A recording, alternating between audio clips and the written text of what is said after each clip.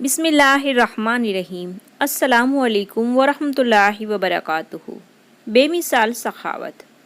ایک شخص ریگستان میں خدا کی عبادت میں مصروف تھا۔ ایک مسافر اس کے پاس سے گزرا۔ وہ کوفہ جا رہا تھا۔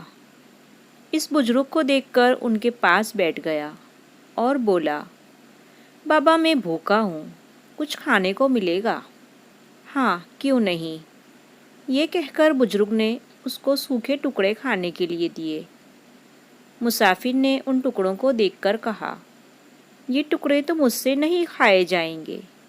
بزرگ نے کہا، پھر لنگر کھانے کوفہ میں چلے جاؤ، وہاں تازہ لنگر ملتا ہے۔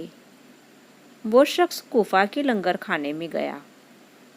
اس نے دیکھا کہ لوگوں کے آگے رنگ رنگ کے کھانے پڑے ہیں اور دو خوبصورت لڑکے لوگوں کو کھانا کھلانے میں مصروف ہیں۔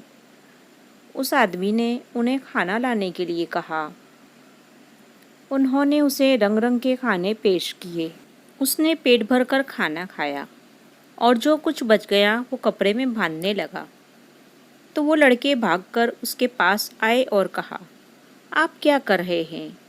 آدمی نے جواب دیا، ریگستان میں ایک آدمی خدا کی عبادت میں مصروف ہے اور اس کے پاس کھانے کے لیے سوکھے ٹکڑے ہیں، میں نے سوچا یہ کھانا ان کے لیے لیتا جاؤں۔ تو لڑکوں نے جواب دیا، رہنے دیں، یہ لنگر انہی کا ہے اور وہ ہمارے باپ ہیں حضرت علی رضی اللہ تعالیٰ عنہ، اور ہم ان کے بیٹے امام حسن اور امام حسین ہیں۔